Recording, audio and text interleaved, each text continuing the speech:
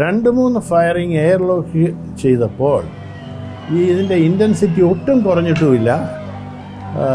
പള്ളി മണി അടിക്കുകയും ചെയ്തു. ഇതൊക്കെ ആരാണെന്നുള്ളത് ഐഡൻറ്റിഫൈ ചെയ്യാനായിട്ട് സാധിക്കുന്നില്ല. ഈ ഒച്ചയും കേട്ടു. ജനം ഇന്നപ്പോഴത്തേക്ക് ജനങ്ങളുടെ നേരെ വെടിവെക്കാനായിട്ട് പറഞ്ഞു. ആ സമയത്ത് പോലീസുകാരൻ ആരുടെ തോക്കുണ്ടായിരുന്ന ആൾ വെടിവെക്കാനായിട്ട് എയിം ചെയ്തു. He did it. 1, 2.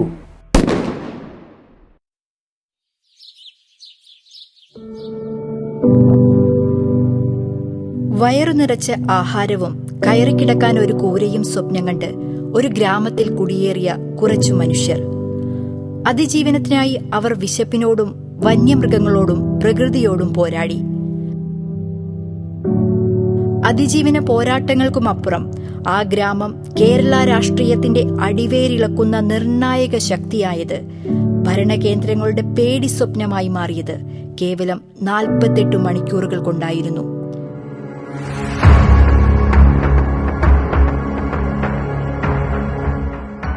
എൻ്റെ പേര് ചിന്നത്തമ്പി. എൻ്റെ അച്ഛൻ തോപ്രാനായിരുന്നു.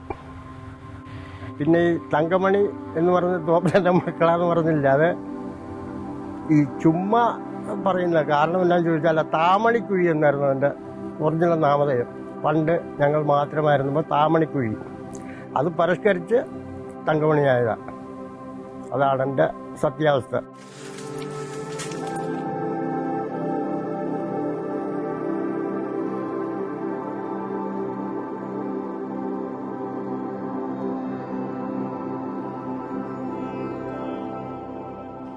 വയസ്സായി. 1959 കുടിയേറിയതാണ്. പട്ടിണിയാണ് കുടിയേറാൻ കാരണം. തങ്കമണിയിലുള്ള ജീവിതം അങ്ങനെ അങ്ങ് പരസ്പരം സ്നേഹത്തിലും ഐക്യത്തിലും ഒക്കെ ആയി. രാഷ്ട്രീയത്തിനേക്കാളൊക്കെ ഉപരി എല്ലാവരും സന്തോഷമായൊരു ജീവിതമായിരുന്നു തങ്കമണി നടന്നുകൊണ്ടിരുന്നത്. 1986 ഒക്ടോബർ മാസത്തിലാണെന്നാണ് എനിക്ക് അതിൻ്റെ ഒരു ഓർമ്മയിരിക്കുന്നത് ഈ സംഭവം നടക്കുന്നത്.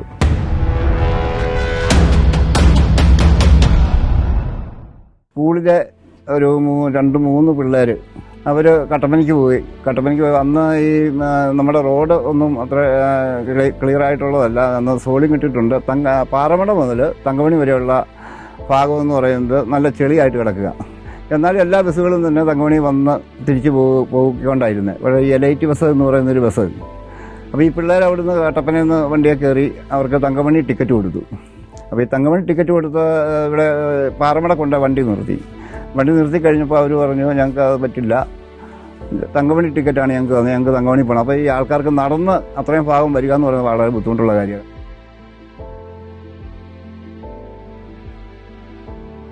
ചെളി ഭയങ്കരമായിട്ടുണ്ട്. എന്നാൽ ബസ് ഒക്കെ വരുന്നതിന് കുഴപ്പമില്ല. അപ്പോൾ ആ ഒരു സാഹചര്യത്തിൽ ഇവർ വണ്ടിയിൽ നിന്ന് ഇറങ്ങില്ല എന്നും പറഞ്ഞുകൊണ്ട് ഇവർ ഇങ്ങനെ വാശി പിടിച്ചു.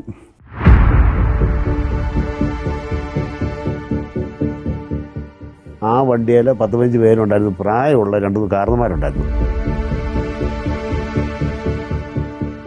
അതിലൊരു പേരമ്മയ്ക്ക് ഓപ്പറേഷൻ ചെയ്തിട്ട് ആ ഓപ്പറേഷൻ ചെയ്ത ആ പേരമ്മ ഞങ്ങളോട് പറഞ്ഞു, ആ വണ്ടിക്കാരോട് പറയുന്നു, എന്നെ ഈ സ്റ്റാൻഡിൽ കൊണ്ടുപോകണം. ഒരു ഓട്ടോ പോലും കയറി വരികയല്ല, ഇങ്ങോട്ട് വരികയല്ല, ഈ പാറമടയെന്ന് പറയുന്ന സ്ഥലത്തേക്ക് വരികയല്ല. അപ്പോൾ ഞാൻ പറഞ്ഞു, നിങ്ങൾ ഈ വണ്ടി കയറ്റി വിടണം, ടിക്കറ്റ് എടുത്തിരിക്കുന്നത് തങ്കമണിക്കാന്ന് പറഞ്ഞു കഴിഞ്ഞപ്പോൾ അവർ പറഞ്ഞു, ഇവിടെ വരെ ഈ വണ്ടി വരുള്ളൂ, സൗകര്യമുള്ളവർ ഇവിടെ ഇറങ്ങിക്കോളാൻ പറഞ്ഞു. ഇച്ചിരി അങ്ങോട്ടും ഇങ്ങോട്ടും വാഗ്വാദം ഉണ്ടായി. ഞാനും ഉണ്ടായിരുന്നു. പിന്നെ കുറേ 3-4 പിള്ളേർ വേറെ ഉണ്ടായിരുന്നു, കോളേജ് ഹൈസ്കൂളിൽ പഠിച്ചുകൊണ്ടിരുന്നത്. അപ്പോൾ അവരും കൂടി ഇടപെട്ടു. പിന്നെ നാട്ടുകാർ ഇടപെട്ടു. എന്നിട്ട് ഇവർ സമ്മതിക്കുന്നില്ല. ലാസ്റ്റ് ഇവർ ബലമായിട്ട് ബസ് തിരിപ്പിച്ചു. അപ്പം ആ പേരമ്മ പറയുന്നുണ്ട്, എന്നെ ഓപ്പറേഷൻ ചെയ്തതാണ്, എനിക്ക് നടന്നു പോകാൻ പറ്റിയല്ല, നീലവിലിന് പോകണം അവർക്ക്. അപ്പോൾ തങ്കമണി ചെന്നാൽ ഒരു ജീപ്പ് പിടിച്ചാണെങ്കിൽ പോവാം. ചള്ളക്കുഴി ആയിരുന്നു, അത് കാരണം വരികയെന്ന് അവർ പറഞ്ഞു. പക്ഷേ ഈ 11 ബസ് വരുന്നതിൽ ഈ എലൈറ്റ് ബസ് മാത്രമേ തങ്കമണി ടൗണിലോട്ട് വരികയല്ലാത്തുള്ളൂ.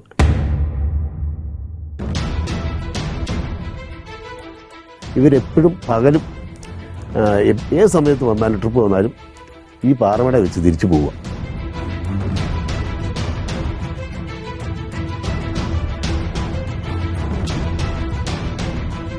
ഒരു 6 മണിക്ക് ശേഷം അന്നത്തെ കാലത്ത് കട്ടപ്പനയിൽ നിന്ന് വന്ന് തങ്കമണി ഹാൾട്ട് ചെയ്യുന്ന ബസ്സുകളാണ് ഉണ്ടായിരുന്നത്. ഈ ബസ് തങ്കമണിയിൽ വരുമ്പോൾ എന്നാന്ന് ചോദിച്ചു കഴിഞ്ഞാൽ 6:15 6:30 ഇടയ്ക്കുള്ള സമയമാവും. അപ്പോൾ ആ ബസ് എന്നാന്ന് ചോദിച്ചു കഴിഞ്ഞാൽ തിരിച്ച് നെടുങ്കണ്ടത്തേലാണ്. അത് പോകുന്നത് ശാന്തിഗ്രാമിൽ ചെന്നിട്ട് ഇരട്ടയാർ നോർത്ത് ഡാമിൻ്റെ അതിലൂടെ ചെന്ന് എഴുകുമ്പയിൽ വഴിയാണ് നെടുങ്കണ്ടത്തിന് പോകും. അപ്പോൾ അവിടെ ഒരു 1.5 മണിക്കൂർ വേണം നെടുങ്കണ്ടത്തേൽ. അതുവഴി അത് അതുവഴി കട്ടപ്പന പാമ്പാടുംപാറ വഴി കട്ടപ്പന വന്നിട്ടാണ് ഹാൾട്ട് ചെയ്യുന്നത്. അപ്പോൾ അവരെ സംബന്ധിച്ചിടത്തോളം ഈ തങ്കമണി 300 മീറ്റർ ഉണ്ടെങ്കിൽ പോലും ആ 300 മീറ്റർ പോയി തിരിച്ചു വരാൻ മിക്കവാറും 1 മണിക്കൂർ എടുക്കും. ഇവർക്ക് ഇവിടെ 10 മിനിറ്റാണ് ഹാൾട്ട് ചെയ്യാൻ സമയം കിട്ടിയിരിക്കുന്നത്.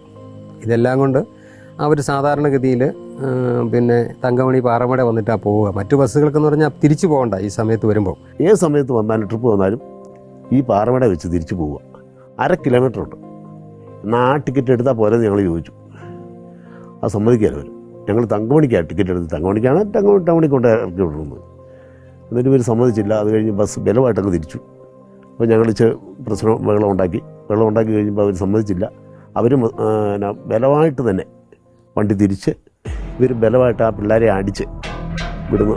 ഭയങ്കരമായിട്ട് ഈ വണ്ടിക്കകത്ത് ഇട്ട് അടിച്ച് കൊണ്ടുപോയി. ഞങ്ങൾക്ക് വണ്ടിക്കകത്ത് കയറാൻ ഒരു അവസരം കിട്ടിയില്ല. പിന്നെ ഞങ്ങൾ ഇറങ്ങിയില്ലോ. ഈ 3 പിള്ളേരെയായിട്ട് നേരെ സ്റ്റേഷനോട്ട് കട്ടപ്പന പോലീസ് സ്റ്റേഷനോട്ട് പോയി. ഞങ്ങൾ സ്റ്റേഷനിൽ ചെന്നു. പക്ഷേ അന്നേരത്തെ ഇവരെ അടിച്ച് അവശതയാക്കി ഈ പിള്ളേർ. എലൈറ്റിൻ്റെ ഓണർ ബസ് അസോസിയേഷൻ എല്ലാം കൂടെ കൂടി പൈസ കൊടുത്ത് ബലമായിട്ട് ഈ പോലീസുകാരെ കൊണ്ട് തല്ലിച്ചതാണ്. വണ്ടിയിൽ നിന്ന് ഇറങ്ങിപ്പോകാൻ പറഞ്ഞപ്പോൾ വണ്ടിയിൽ നിന്ന് ഇറങ്ങിയാൽ തങ്കമണി പോയി ഇറങ്ങുള്ളൂ എന്ന് പറഞ്ഞു. ഇത്രയാണ് ആ കുട്ടികൾ ചെയ്ത കുഴപ്പം. അപ്പോൾ അതിൻ്റെ പേരിൽ ആളുകൾക്കൊക്കെ ഒരു വലിയ ഫീലിംഗ് ഉണ്ടായിരുന്നു.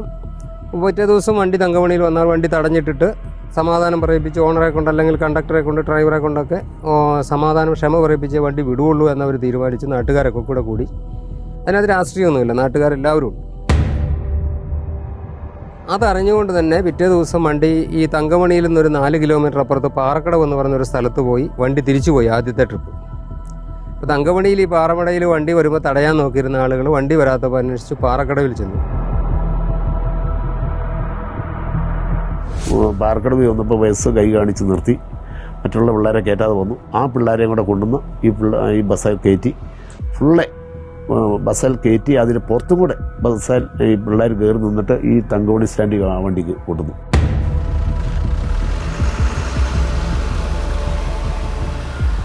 വിദ്യാർത്ഥി സമരത്തിന് നേതൃത്വം കൊടുത്തതാണ് ഞാൻ ഉൾപ്പെടെ. അങ്ങനെ അത് ചെയ്ത് പിള്ളേരെ ഞങ്ങൾ അവിടുന്ന് കയറ്റി ഈ ബസ്സിൽ കയറ്റി തന്നെ ഈ ബസ് ഞങ്ങൾ തങ്കമണിയിലാണ് കൊണ്ടുവന്ന് ഇപ്പോഴും പഴയ പഞ്ചായത്ത് ഓഫീസിൻ്റെ അവിടെ പള്ളിക്കവലയിലും കൊണ്ടുവന്ന് വിട്ടു. ഡ്രൈവറോടും കണ്ടക്ടറോടും ഒക്കെ പൊക്കോളാൻ പറഞ്ഞു. ആളുകൾ വണ്ടിക്ക് കാവലായി. ഞാൻ അന്ന് പാറൽ കോളേജിൽ പ്രീ ഡിഗ്രി സെക്കൻഡ് ഇയർ പഠിക്കുക. അന്നാണ് ഈ ബസ് ഇവിടെ കൊണ്ടുവരുന്നത്. അപ്പോൾ നമ്മൾ ഇങ്ങനെ വന്നപ്പോൾ രാത്രിയിലെ സംഭവങ്ങളൊന്നും അറിഞ്ഞില്ല. കാരണം അന്ന് ഫോണില്ല, ഇതുപോലുള്ള സംഭവങ്ങളൊന്നുമില്ല. ലാൻഡ് ഫോൺ പോലും ഇവിടെ സർവ്വസാധാരണമല്ല. കറണ്ടില്ല, വൈദ്യുതിയില്ല. അതുകൊണ്ട് എന്നാന്ന് ചോദിച്ചു കഴിഞ്ഞാൽ രാത്രിയിൽ 4 മണി 5 മണി കഴിഞ്ഞാൽ പിന്നെയുള്ള സംഭവങ്ങളൊന്നും നമ്മൾ താമസിക്കുന്ന സ്ഥലത്ത് അറിയില്ല. പിറ്റേ ദിവസം സ്കൂളിൽ ചെന്നപ്പോൾ കോളേജിൽ ചെന്നപ്പോൾ എന്നാന്ന് ചോദിച്ചു കഴിഞ്ഞാൽ ഇങ്ങനെ ഒരു സംഭവം ഉണ്ടായി, പിള്ളേർക്കിട്ട് തല്ലി. അപ്പോൾ നാട്ടുകാരുടെ കൂട്ടത്തിൽ എന്നാന്ന് ചോദിച്ചു കഴിഞ്ഞാൽ വണ്ടി കൊണ്ടുവരാനൊക്കെ ഞാനും കൂടെ കൂടിയതാണ്. അത് കഴിഞ്ഞിട്ട് രാത്രിയിൽ ഈ വണ്ടിക്ക് കാവലിരിക്കാനും ഞാനുണ്ടായിരുന്നു. ഞങ്ങളുടെ കോളേജിലാണ് ഞങ്ങളെല്ലാം ക്യാമ്പ് ചെയ്യുന്നത്. നാട്ടുകാർ ഭൂരിപക്ഷം രാത്രി ഈ ഷിഫ്റ്റ് വെച്ചിട്ടാണ് ആളുകൾ വണ്ടിക്ക് കാവലിരിക്കുന്നത്. ഒരു രാത്രി മുഴുവൻ തങ്കമണിയിലെ ആളുകൾ, ചെറുപ്പക്കാരും മുതിർന്നവരും ഒക്കെ കൂടി ആ വണ്ടിക്ക് കാവലിടുന്നു. കാരണം വണ്ടി ആരും കൊണ്ടുപോകാതെ ഒന്ന്. രണ്ടാമത്തെ കാര്യം, വണ്ടി നശിപ്പിക്കാൻ ആരെങ്കിലും വന്നാൽ അതുണ്ടാവാതിരിക്കാൻ വേണ്ടിയൊക്കെ കാവലിരുന്ന് നേരം വെളുപ്പിച്ചു.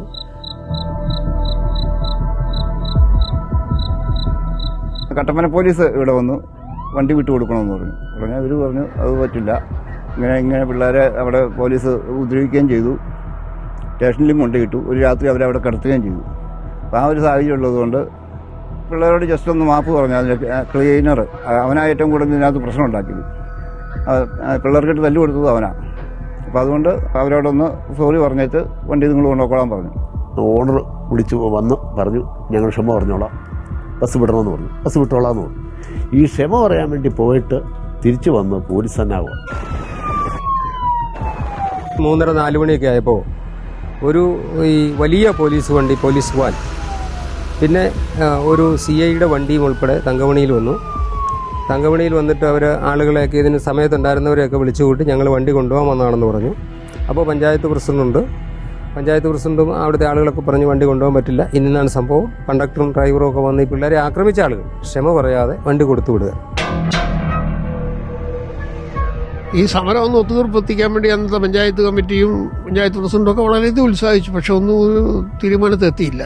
പീരിമേട്ടിലുള്ള CI ഒരു തമ്പാൻ, പേര് നമുക്ക് മറക്കാൻ പറ്റിയില്ല, ഇടുക്കി DSP ആയിരിക്കും പുലികേശി, അങ്ങനെ SP ആയിട്ട് അവിടെയുണ്ട്.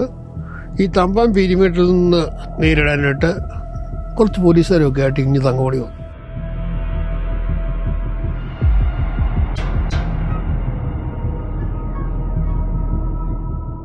ഒക്ടോബർ 22 രാവിലെ ഞങ്ങളുടെ അന്നത്തെ SP S പുലികേശ് ഇടുക്കിയിൽ നിന്ന് എന്നെ വിളിച്ചു.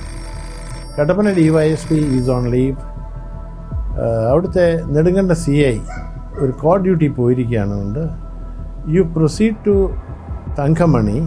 അവിടെ ഒരു വണ്ടി നാട്ടുകാരും വിദ്യാർത്ഥികളും കൂടി തടഞ്ഞിട്ടിട്ടുണ്ട്.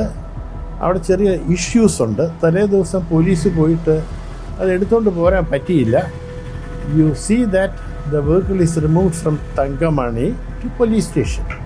അതനുസരിച്ച് ഞാൻ ചെറിയൊരു ഫോഴ്സുമായിട്ട് പീരുമേട്ടിൽ നിന്ന് കട്ടപ്പനയ്ക്ക് പോയി. ആദ്യം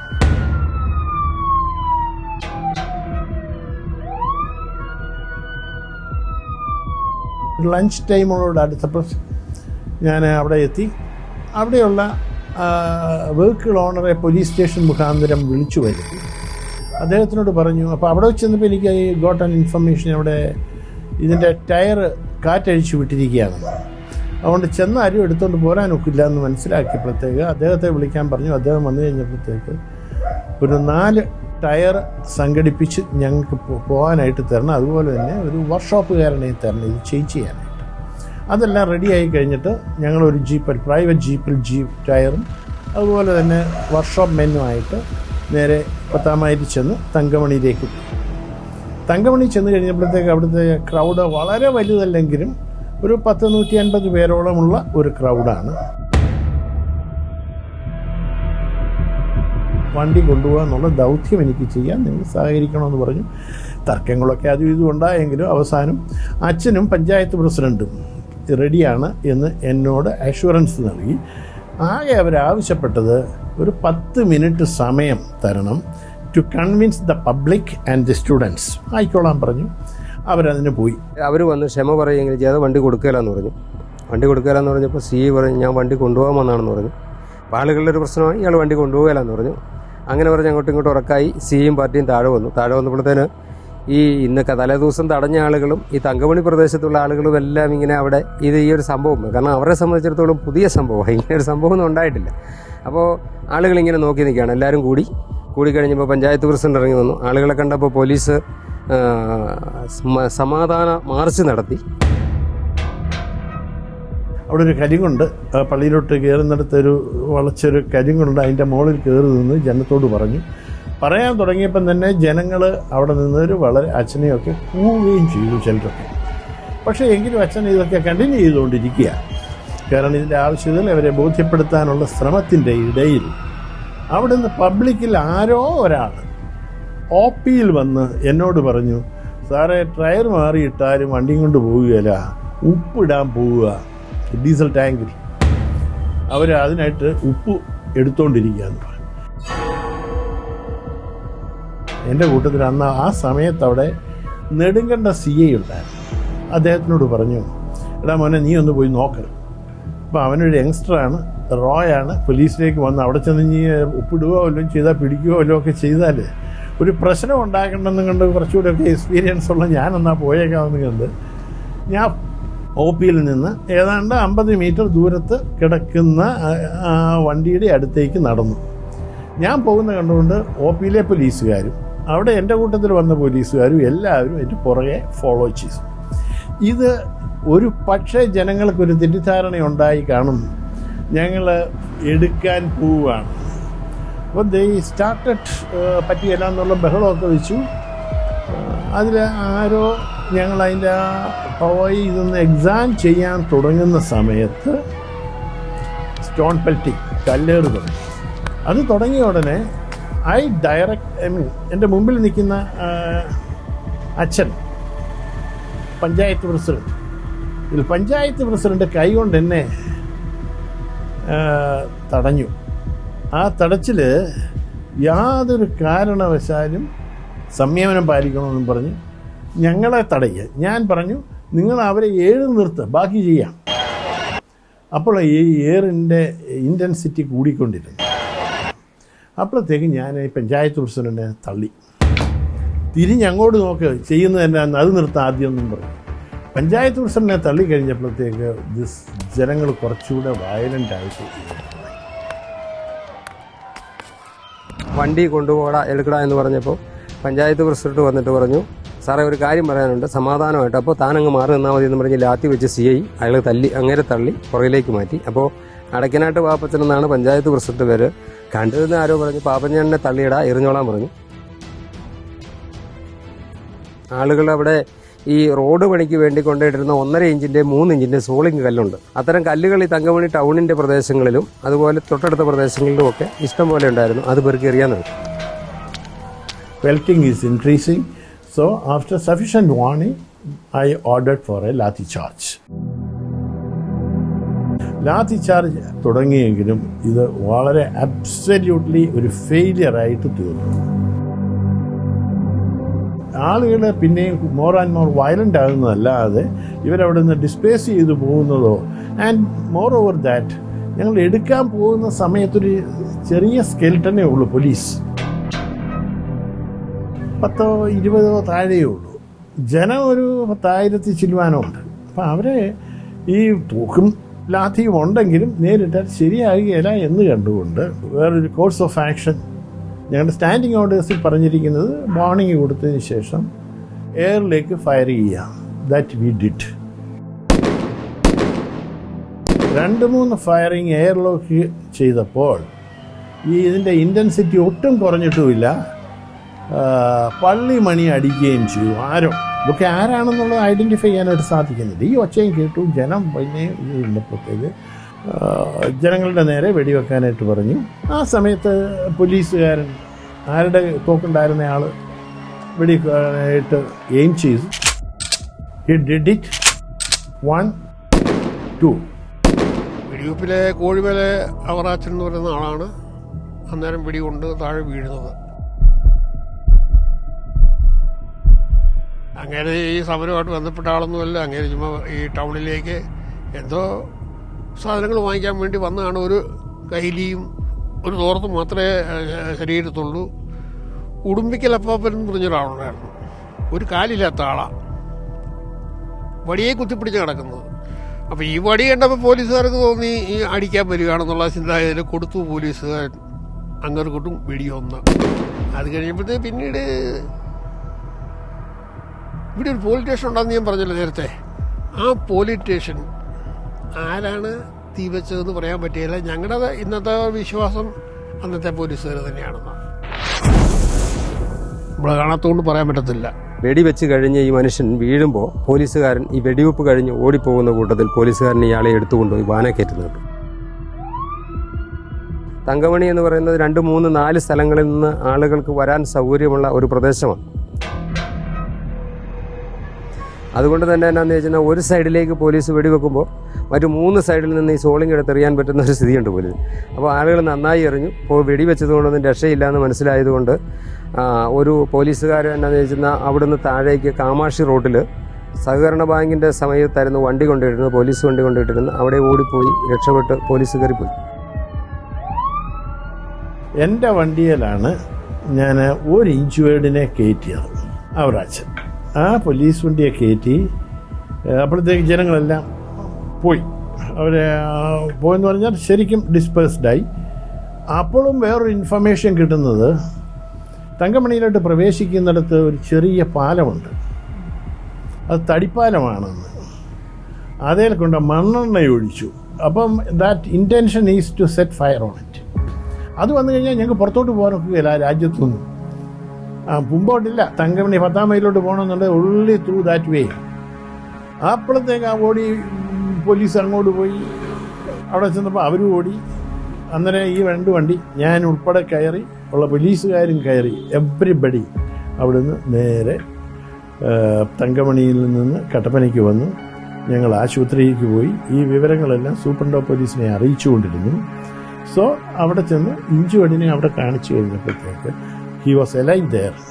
ഡോക്ടർ പരിശോധിച്ചതിന് ശേഷം പറഞ്ഞു, ഇവിടെ മാനേജ് ചെയ്യാൻ ഒക്കുകയില്ല, take him to Kottayam medical college. Pampady വന്നപ്പോഴത്തേക്ക് അദ്ദേഹം മരിച്ചു. അതിൻ്റെ വയർലെസ് മെസ്സേജുകൾ വരുന്നു. ഇതെല്ലാം അറിഞ്ഞ SP ഇടുക്കി ഡിസ്ട്രിക്റ്റിലുള്ള എല്ലാ പോലീസ് സ്റ്റേഷനിൽ നിന്നും AR ക്യാമ്പിൽ നിന്നും പോലീസ്മെന്നെ മൊബിലൈസ് ചെയ്തു. ജോസഫ് തോമസ് സാറായിരുന്നു അന്ന് DIG, അദ്ദേഹം എറണാകുളത്ത്. അദ്ദേഹം ഹി സ്റ്റാർട്ടഡ് ടു ഇടുക്കി. ഈ സമയത്ത് SP ഇവരെ എല്ലാവരെയും കൂടെ കളക്ട് ചെയ്ത് 10ാം മൈലിൽ വന്നു. 10ാം മൈലിൽ വന്ന് അവിടെ വണ്ടികളെല്ലാം ഇട്ട് പാർക്ക് ചെയ്തപ്പം ഹോസ്പിറ്റലിൽ നിന്ന് with the permission of the medical officer ഞാൻ അവിടെ എന്നോട് വരാൻ ഒക്കുന്നുണ്ടെങ്കിൽ വരണമെന്ന് പറഞ്ഞു. അദ്ദേഹത്തിന് ഒരു ഡയറക്റ്റ് ഇൻഫർമേഷൻ കിട്ടാൻ വേണ്ടി ഞാൻ അവിടുന്ന് വന്നു. മൂന്നാറാഴ്ച അദ്ദേഹം എല്ലാം കൂടെ ഏതാണ്ടൊരു 8:30 ആയപ്പോഴത്തേക്ക് അവിടെ അസംബ്ലി ചെയ്തു രാത്രി. ഞങ്ങൾ വിവരങ്ങളെല്ലാം കേട്ടതനുസരിച്ച് പ്ലാൻ തങ്കമണിയിലെ ഈ അക്രമം കാണിച്ച ആളുകളെ രാത്രി പിടിക്കുക. പോലീസിനിട്ട് കല്ലെറിഞ്ഞവരും റൈറ്റിംഗ് നടത്തിയവരുമുള്ള ആൾക്കാരെ പിടിക്കാനായിട്ട് ഒരു 6 സ്ക്വാഡ് ഉണ്ടാക്കി. അത് ഇതിൻ്റെ ചാർജ് ഇടുക്കി CI അഹമ്മദ് കുഞ്ഞിനാണ്. പക്ഷെ ഞങ്ങൾ വന്നപ്പോൾ കണ്ട കാഴ്ച ഈസ് ഡിഫറെൻറ്റ്. ഞങ്ങൾ പോയപ്പോഴത്തേക്ക് OP അവിടെ ഉണ്ടായിരുന്നു. തിരിച്ചു വന്നപ്പോൾ OP കത്തിച്ചു കളഞ്ഞു. പോലീസ് അവിടെ നിൽക്കുമ്പോഴത്തേക്ക് തീവെപ്പിൻ്റെ ഒരു ലക്ഷണവും ഉണ്ടായിരുന്നില്ല. തിരിച്ചു വന്നപ്പോൾ OP കത്തിച്ചിരിക്കുന്നു. അതുപോലെ തന്നെ ബസ്സിനും തീവെപ്പുണ്ടായിട്ടുണ്ട്.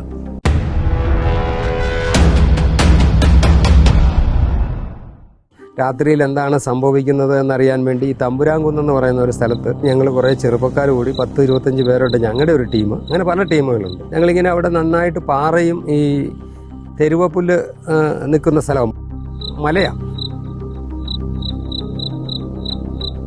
അവിടെ കയറി ഇങ്ങനെ രാത്രിയിൽ ഇരിക്കുമ്പോൾ ഒരു 11 മണി 11:30 ആകുന്ന സമയം വരെ യാതൊരു കുഴപ്പമില്ല, സൈലൻ്റ് ആയിട്ടിരിക്കുന്നു. അതിനുശേഷം തങ്കമണിയിൽ നിന്നങ്ങ് പാറക്കടവ് കാമാക്ഷി എന്ന് പറയുന്ന സ്ഥലത്ത് നിന്ന് കട്ടപ്പനയിൽ നിന്നുള്ള റോഡിൽ വണ്ടികൾ ആദ്യം ഒരു വണ്ടിയുടെ ലൈറ്റ് തെളിഞ്ഞു, അത് വന്ന് കടന്നുപോയി. അതിൻ്റെ പുറകെ ഇങ്ങനെ എണ്ണിയപ്പോൾ 10-20 വണ്ടികൾ.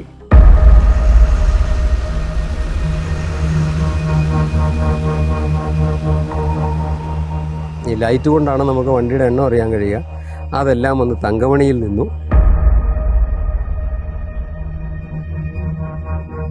ഇച്ചിരി നേരം കഴിഞ്ഞപ്പോൾ അയലോകത്തു നിന്നുള്ളൊക്കെ വീടുകളിൽ നിന്ന് കാർച്ച കേട്ടു. കാർച്ച കേട്ട് കഴിഞ്ഞപ്പോൾ എന്താ സംഭവിക്കുന്നതെന്ന് അറിയത്തില്ല.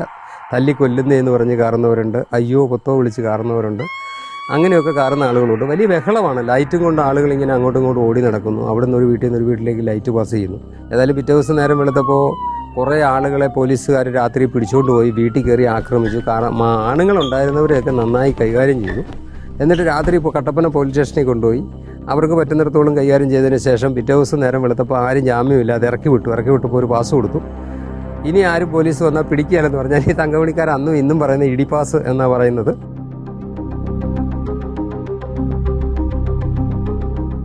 എന്നെയും അറസ്റ്റ് ചെയ്യാൻ വേണ്ടിയിട്ട് ഇവിടെ പോലീസ് ഇങ്ങനെ ഈ ഭാഗത്തോടെ എല്ലാം വന്ന് നോക്കി നിൽക്കുമായിരുന്നു. അത് വീട്ടുകാർ പറഞ്ഞു. ഞാനും അന്നേരം ഉള്ളിൽ പോവുകയത്. ഉള്ളിൽ പോയില്ലെങ്കിൽ എനിക്കിട്ട് കിട്ടും, എന്നെ അറസ്റ്റ് ചെയ്യും. കർശനമായിട്ട് ഇത് അവർ റിപ്പോർട്ടർ ഉണ്ടായിരുന്നു എന്നെ അറസ്റ്റ് ചെയ്യണമെന്ന് പറഞ്ഞിട്ടുണ്ട്. എന്നുവെച്ചാൽ ഈ വിദ്യാർത്ഥി സമരത്തിന് നേതൃത്വം കൊടുത്തു എന്നുള്ളതിൻ്റെ ഒരിത്.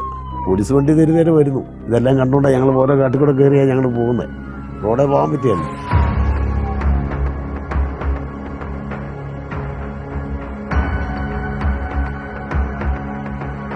ഈ ആക്രമണത്തിനെതിരെ ആളുകൾ വീണ്ടും സംഘടിച്ച് ഇതിനെതിരെ സമരം ചെയ്യാൻ പല സമരങ്ങളും, അതായത് 1-2 മാർച്ചുകൾ തങ്കമണിയിലൊക്കെ നടത്തുകയും അതിനുശേഷം ഇതുകൊണ്ട് പ്രയോജനം ഉണ്ടാകുന്നില്ല എന്ന് ധരിച്ചിട്ടോ തിരുവനന്തപുരത്തേക്ക് രാജ്ഭവൻ മാർച്ച് നടത്താൻ തീരുമാനിച്ചു. ആദ്യം രാഷ്ട്രീയമില്ലായിരുന്നു. തങ്കമണിയിലെ പാവപ്പെട്ട ജനങ്ങൾ ആത്മാർത്ഥതയോടുകൂടി എല്ലാം ഒരുമിച്ച് നിന്നെങ്കിലും ഇതൊടുവിൽ രാഷ്ട്രീയമായിട്ട് മാറി രാജ്ഭവൻ മാർച്ച് നടത്താൻ തീരുമാനിച്ചു.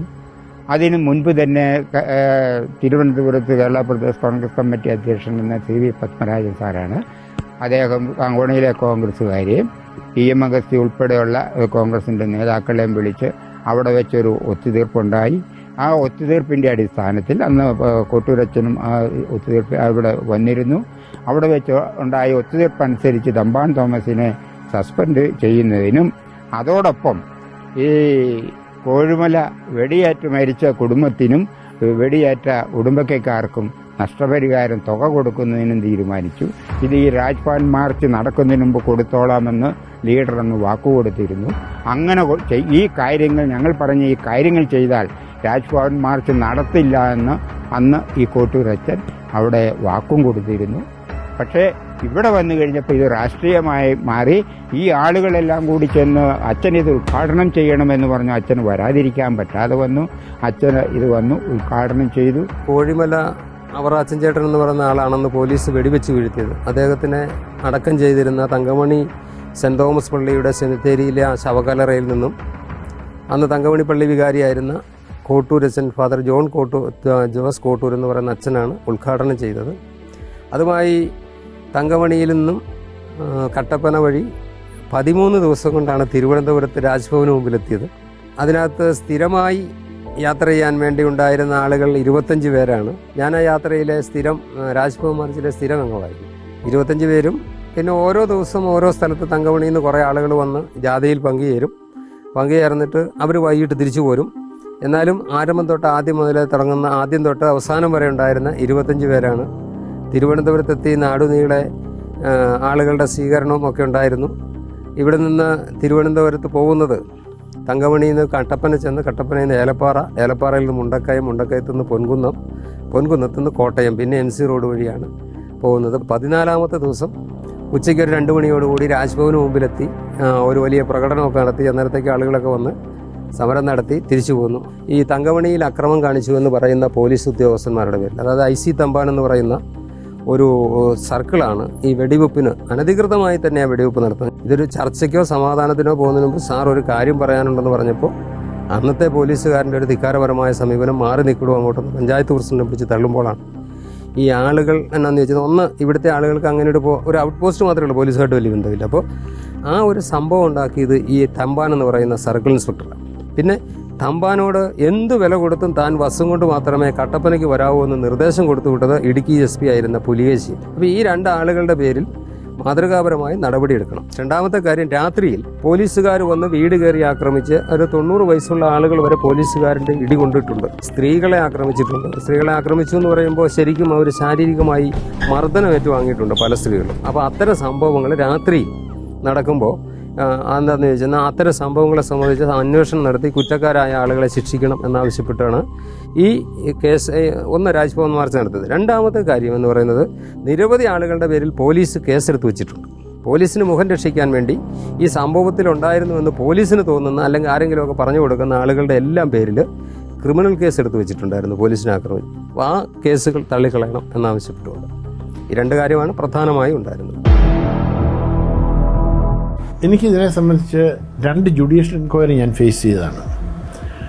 അത് ഒന്ന് Prahladan commission, that is up to firing. Sridevi commission വെടിവെപ്പിന് ശേഷമുണ്ടായ കാര്യങ്ങളെപ്പറ്റി അന്വേഷിച്ച് റിപ്പോർട്ട് കൊടുക്കുകയാണ്. ശ്രീദേവി എന്ന ഹൈക്കോടതിയിൽ നിന്ന് റിട്ടയർ ചെയ്ത ജഡ്ജാണ്. ഇവരുടെ 2 പേരുടെ അന്വേഷണത്തിൽ up to firing the action of the police everything justified.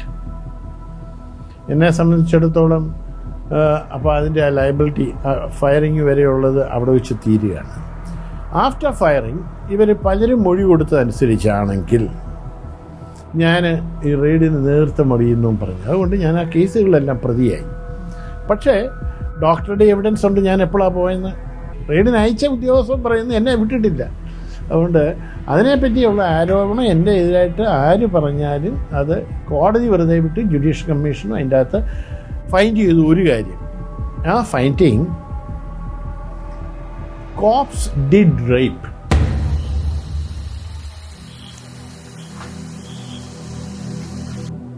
But ആരാണെന്ന് അറിയാൻ പാടില്ല. കമ്മീഷൻ്റെ നിരീക്ഷണമാണ്. 2, അതിന് റെസ്പോൺസിബിളായിട്ടുള്ളത് സൂപ്പർവൈസറി ഓഫീസേഴ്സാണ്. അവരുടെ പ്രോപ്പർ കൺട്രോളിൽ ഇവർ നിന്നിരുന്നെങ്കിൽ ഈ ആരോപണം പോലും വരികയില്ല. അത് വരാതിരുന്നുകൊണ്ട് ദേ ആർ റെസ്പോൺസിബിൾ. അതിൻ്റെ പേരിലാണ് പിന്നീട് കുറേ നാൾ കൂടെ സസ്പെൻഷൻ നീട്ടിയത്. എന്നെ സംബന്ധിച്ചിടത്തോളം ഞാൻ പറഞ്ഞ വ്യക്തിപരമായിട്ട് എന്നെ റീഇൻസ്റ്റേറ്റ് ചെയ്യാനായിട്ട് IG-യും DG-യും ഒക്കെ റിപ്പോർട്ട് കൊടുത്തെങ്കിലും അന്നത്തെ രാഷ്ട്രീയ സാഹചര്യം വെച്ചുകൊണ്ട് വെടിവെപ്പ് നടന്നപ്പോഴത്തേക്ക് കരുണാകരൻ മുഖ്യമന്ത്രിയും അതിനെ തുടർന്ന് EK നയനാരും മുഖ്യമന്ത്രിയായിരിക്കുമ്പോൾ ഒരു രാഷ്ട്രീയമായിട്ട് ഒരു കോളിളക്കം സൃഷ്ടിച്ച ഒരു വെടിവെപ്പായിരുന്നത് കൊണ്ടും ഇലക്ഷന് ഇത് വളരെയധികം ഇടതുപക്ഷക്കാർ ഉപയോഗിക്കുകയും ഡിഫെൻഡ് ചെയ്യാനായിട്ട് UDF-കാർക്കൊക്കെ ബുദ്ധിമുട്ടുണ്ടായിട്ടുള്ള വിഷയങ്ങൾ അതിനകത്ത് കിടക്കുന്നത് കൊണ്ടും എന്നെ ഉടനെ എടുക്കുന്നത് നല്ലതല്ല എന്ന് EK നയനാറിൻ്റെ മന്ത്രിസഭയ്ക്ക് തീരുമാനമുണ്ടായി. എന്നെ ഒഴിച്ച് ബാക്കിയുള്ളവരെല്ലാം കയറ്റി. ഞാൻ കോടതി പോയി. കോടതി പറഞ്ഞത് എന്നെ കയറ്റാൻ പറഞ്ഞു. പിന്നെയും വെച്ചുകൊണ്ടിരുന്നു 1 മാസം. ഞാൻ വീണ്ടും പോയി കഴിഞ്ഞാൽ പറഞ്ഞു 2 ദിവസത്തിനകം AG വന്ന് എക്സ്പ്ലെയിൻ ചെയ്യാനായിട്ട് പറഞ്ഞു, കയറ്റിയില്ലെങ്കിൽ. അങ്ങനെ എന്നെ കയറ്റിയതാണ്. സ്ത്രീകളെയൊക്കെ ഉപദ്രവിച്ചു എന്ന് പറയുന്നത് ഈ പുറത്തറിഞ്ഞ രീതിയിലുള്ള ഒരു ഉപദ്രവമല്ല നടന്നത്. എല്ലാവരെയും ഒന്ന് അടിക്കുകയും പ്രശ്നം ഉണ്ടാക്കുകയൊക്കെ ചെയ്യുക. ഇത് പുറത്തൊക്കെ വേറെ രീതിയിലൊക്കെ അറിഞ്ഞു, അതിനകത്ത് വലിയ കഥയൊന്നും ഉള്ളതല്ല. പക്ഷേ ഇവിടെ അന്ന് ഇവിടെ ഹൈസ്കൂളുകളിൽ പഠിപ്പിച്ചുകൊണ്ടിരുന്ന ഹോസ്റ്റലിൽ കുറേ ടീച്ചേഴ്സ് താമസിക്കുന്നുണ്ടായിരുന്നു. അവരെയൊക്കെ ഇവർ പോയി ഉപദ്രവിച്ചെന്ന് പറഞ്ഞാൽ ഈ റേപ്പ് ചെയ്തെന്നുള്ളതിനകത്ത് എനിക്ക് വലിയ അഭിപ്രായമൊന്നുമില്ല. കാരണം നമ്മൾ അങ്ങനെ അന്ന് ആരും അങ്ങനെ പറഞ്ഞു കേട്ടിട്ടില്ല. അത് പിന്നെ അത് മാധ്യമങ്ങളുടെ ഒരു സൃഷ്ടിയായിട്ടൊക്കെയാണ് എനിക്ക് തോന്നിയിട്ടുള്ളത്. ഒരു കല്യാണ ആലോചന കുട്ടികൾക്ക് വന്നാൽ, അല്ലെ ആണുങ്ങൾക്കോ പുരുഷനോ സ്ത്രീക്കോ വന്നാൽ പോലും തങ്കമണി മുഴുവൻ ബലാത്സംഗം ചെയ്ത ആളുകളാണ് എന്നുള്ള ഒരു രീതിയിൽ ഒരു പരസ്യം ഉണ്ടായി. അപ്പം ഇതൊക്കെ ജനങ്ങൾ ആ രീതിയിൽ വിശ്വസിക്കുകയും മറ്റ് പ്രദേശങ്ങളിലുള്ളവർ കൂടുതൽ വിശ്വസിക്കുകയും ഇതെല്ലാം ചെയ്തിട്ടുണ്ട്. പക്ഷേ തങ്കമണി പ്രദേശത്തുള്ളവർക്കറിയാം ഈ പറയുന്ന കാര്യങ്ങളൊന്നും തങ്കമണിയിൽ നടന്നിട്ടില്ല. പോലീസിൻ്റെ അതിക്രമം അത് സ്വാഭാവികമായിട്ടും ഉണ്ടായിട്ടുണ്ട്. കാരണം അന്ന് ഈ കാർത്തികേയൻ സാറ് വരുമ്പോഴും ഉമ്മൻചാണ്ടി സാറ് വരുമ്പോഴും അതോടൊപ്പം കൂട്ടത്തിലുണ്ടായിരുന്ന ആളാണ് ഞാൻ. ഒരു ബലാത്സംഗം എങ്ങും നടന്നിട്ടില്ല. ഈ തങ്കമണി സംഭവം നടന്നു കഴിഞ്ഞ് ഞങ്ങളൊക്കെ തിരുവനന്തപുരത്ത് പോകുകയല്ല മറ്റെവിടെയെങ്കിലും എറണാകുളത്ത് പോവുക, അവിടെ ചെന്ന് ലോഡ്ജ് എടുക്കുമ്പോൾ മുറി താമസിക്കാനെടുക്കുമ്പോൾ തങ്കമണിയിൽ നിന്ന് ഞങ്ങൾ ആദ്യം കൊടുത്തിരുന്നത്. പക്ഷേ ഈ തങ്കമണിയിൽ നിന്ന് അറിഞ്ഞു കഴിയുമ്പോഴത്തേക്കും അവർ ലോഡ്ജുകാരും എല്ലാം അറിയുന്ന ആളുകളും അത് കേൾക്കുന്ന ആളുകളും അയ്യോ അവിടെ എന്താ സംഭവിച്ചത് എന്താണ്. അപ്പോൾ അവിടെ ഇന്നപോലെ മുഴുവൻ ആളുകളെ ഒരു ഗ്രാമം മുഴുവൻ ബലാത്സംഗത്തിനിരയായല്ലോ എന്നും പറഞ്ഞ് ഞങ്ങളെ സമീപിക്കുമ്പോൾ നമുക്കത് ഒരു മനസ്സിന് ബുദ്ധിമുട്ടുണ്ടായി. അതുകൊണ്ട് ഞങ്ങൾ പിന്നെ എവിടെയെങ്കിലും അങ്ങനെ താമസിക്കേണ്ടി വന്നാൽ കട്ടപ്പന അല്ലെങ്കിൽ ഇടുക്കി എന്നുള്ള ഇതിൽ കൊടുത്താണ് ഞങ്ങൾ താമസിച്ചുകൊണ്ടിരുന്നത്. തങ്കമണിയിലെ ആളുകൾ എന്ന് പറഞ്ഞാൽ വളരെ സമാധാനപ്രിയരും വളരെ നല്ല ആളുകളും രാഷ്ട്രീയത്തിന് അതീതമായി ഒരുമിച്ച് നിൽക്കുന്ന ആളുകളുമാണ്. ഈ ആളുകളെ മനഃപൂർവ്വം കരിതേക്കുന്നതിന് വേണ്ടി ആരോ ഉണ്ടാക്കിയ സംഭവങ്ങളാണ് എന്ന കാര്യത്തിൽ യാതൊരു സംശയമില്ല. There is a strong allegation. പക്ഷേ certain allegations വളരെ ഫേക്കും ഫ്രോഡുമാണ്. പക്ഷേ ഒന്നും ചെയ്തില്ല എന്ന് പറഞ്ഞാൽ ഞാൻ പോലും വിശ്വസിക്കുന്നില്ല. തിരിച്ച് ഞങ്ങളവിടെ ഈ ചില വീടുകളിലെയൊക്കെ ഉപകരണങ്ങളൊക്കെ രാത്രിയിൽ പുറത്തെടുത്തിട്ടിരിക്കുന്നത് അതിന് വീട്ടുകാർ ചെയ്യുന്ന ഒരു പ്രവൃത്തിയല്ലത്. അതുകൊണ്ട് it can be presume that may be ചെയ്തിരിക്കാം. ആര് എന്ന് എനിക്കറിയില്ല. ഞാൻ ഈ റെയ്ഡിന് പോയിട്ടില്ല. Up to firing everything he was done by in charge, I mean എൻ്റെ റെസ്പോൺസിബിലിറ്റി. എൻ്റെ ലൈഫിന് അതൊരു വലിയൊരു ടേണിംഗ് പോയിന്റ് ആയിട്ടൊന്നും മാറിയിട്ടില്ല. കാരണം എന്നാന്ന് വെച്ച് കഴിഞ്ഞാൽ ഇത് പോലീസിൻ്റെ ഒരു വർക്കാണ്. വെടിവെപ്പും ലോ ആൻഡ് ഓർഡർ മെയിൻ്റനൻസും ഇങ്ങനെയൊക്കെ ഉള്ളത്. അത് ചെയ്യുന്നതിൻ്റെ അകത്ത് എനിക്ക് യാതൊരു ബുദ്ധിമുട്ടും എൻ്റെ മനസ്സായിട്ടില്ല. ബസ് ഒരു കുറേ കാലത്തേക്ക് അതിനെപ്പറ്റി യാതൊരു കാര്യം അറിയത്തില്ലായിരുന്നു. അതിനുശേഷം അത് ടീജൻ ആ പേര് മാറ്റി, എലൈറ്റ് എന്ന് പറയുന്ന പേരിലായിരുന്നു ബസ് ഈ സംഭവം നടക്കുമ്പോൾ. അതിനുശേഷം ആ ബസ്സിൻ്റെ പേര് മാറ്റി ടീജൻ എന്ന് പേര് മാറ്റിയാലും ഇതിൻ്റെ ഈ രജിസ്ട്രേഷൻ നമ്പറും ഒന്നും മാറാത്തത് കൊണ്ട് ആളുകൾക്ക് ഈ സാധനം മനസ്സിലായി. അപ്പോൾ ആളുകൾക്കുണ്ടായിരുന്ന പ്രതികാരം ഈ ബസ്സിനോടൊരു പ്രതികാര മനോഭാവം ഉണ്ടായിരുന്നു. ഇവനാണ് നമ്മളെ ശരിയാക്കിയത്. അതുകൊണ്ട് ഈ വണ്ടിയെ കയറരുന്ന ആളുകൾ തീരുമാനിച്ചു. അത് എങ്ങോട്ട് പോയാലും ആളുകൾ അങ്ങനെ 2-3 മാസം ഓടിയതിന് ശേഷം ആ വണ്ടി സർവീസ് നിർത്തി. പിന്നെ അതിനുശേഷം അതിൻ്റെ ഓണർ വലിയ കടബാധ്യതയിലായി അയാൾ അങ്ങനെ സൂയിസൈഡ് ചെയ്തു എന്ന് അറിഞ്ഞത്. 50ൽ കൂടുതൽ പൊളിറ്റിക്സാണ്. ഞാൻ ഈ പറയുന്ന വ്യക്തിയെ എലൈറ്റിലെ ആളെ ആദ്യം കാണുന്നത് കട്ടപ്പന പോലീസ് സ്റ്റേഷൻ ടയറുമായിട്ട് വരുമ്പോഴത്തേക്ക് ഞാനും അദ്ദേഹവുമായിട്ടുള്ള ഗൂഢാലോചന അദ്ദേഹം എന്നെ സ്വാധീനിച്ച് പിടിച്ചോണ്ട് പോയെന്ന് പറഞ്ഞാൽ എനിക്ക് അങ്ങോട്ട് പോകാൻ ഒക്കുകയില്ല. കാരണം എൻ്റെ ജൂറിസ്ഡിക്ഷനുള്ളൊരു സ്ഥലമല്ല അത്. അൺഫോർച്ചുനേറ്റ്ലി അവിടുത്തെ CI DYSP SI ഇല്ലായിരുന്നതുകൊണ്ട് അടുത്ത് കിടക്കുന്ന ഒരു ഉദ്യോഗസ്ഥനെ പറഞ്ഞ് വിട്ടു എന്നുള്ളതല്ലാതെ മറ്റൊന്നും എനിക്ക് കാണാനില്ല. അതുകൊണ്ട് 4 വർഷം ഞാൻ സസ്പെൻഷനും മറ്റു കാര്യങ്ങളുമായിട്ട് പുറത്തു നിന്നെങ്കിലും യാതൊരു വിധത്തിലും എൻ്റെ സർവീസിനെ ബാധിച്ചിട്ടില്ല. I was reinstated. ആ കാലത്ത് സാലറിയും കിട്ടി. സർവീസിൻ്റെ അർഹതപ്പെട്ട സമയത്ത് 2 പ്രമോഷനും എനിക്ക് അതിന് ശേഷം കിട്ടി. ബസ്സല്ല കുറ്റം എന്ന് പറഞ്ഞാൽ ബസ്സിൽ പിള്ളേർക്ക് സ്കൂളിൽ പഠിക്കുന്ന പിള്ളേരാണ്. അവരെ സംബന്ധിച്ചിടത്തോളം അവർ തങ്കമണി പോകണമെന്ന് വാശി പിടിച്ചാൽ അതുമല്ല കുറ്റം നമ്മൾ കാണുന്നത്. ഈ ഒരു പോലീസ് ഉദ്യോഗസ്ഥൻ്റെ ധിക്കാരപരമായ സമീപനമാണ് ഇതിനകത്തുണ്ടാക്കിയ പ്രശ്നം, അല്ലാണ്ട് മറ്റൊന്നുമല്ല. പറയാൻ ഏറെ ബാക്കിയുണ്ട്, പറയാൻ കഴിയാത്തവരും. തങ്കമണി സംഭവത്തിൽ അന്നുണ്ടായിരുന്ന പ്രധാന ആളുകളിൽ ഒരാളായിരുന്ന പഞ്ചായത്ത് പ്രസിഡന്റ് അടക്കനാട്ടു പാപ്പച്ചൻ മരണപ്പെട്ടു. പള്ളി വികാരിയായിരുന്ന ജോസ് കോട്ടൂർ പ്രായത്തിന്റെയും രോഗത്തിന്റെയും അവശതകളുമായി വിശ്രമ ജീവിതത്തിലാണ്. വെടിവയ്പിന്റെ ഇരകളിൽ അവശേഷിച്ചിരുന്ന ഒരാൾ ഉടുമ്പിക്കൽ മാത്യു സമീപകാലത്തു മരണപ്പെട്ടു. ഒരിക്കൽ കൂടി വെടിവയ്പ്പിനെക്കുറിച്ച് സംസാരിക്കാൻ മാത്രമല്ല ഓർക്കാൻ കൂടി ഇന്ന് തങ്കമണിക്കാർ ആഗ്രഹിക്കുന്നില്ല എന്നതാണ് ഈ യാത്രയിലുടനീളം വ്യക്തമായത്. 1986 ഒക്ടോബർ മാസം ഓരോ തങ്കമണിക്കാരന്റെയും ഹൃദയത്തിലേൽപ്പിച്ച മുറിവ് ആഴത്തിലുള്ളതാണ്.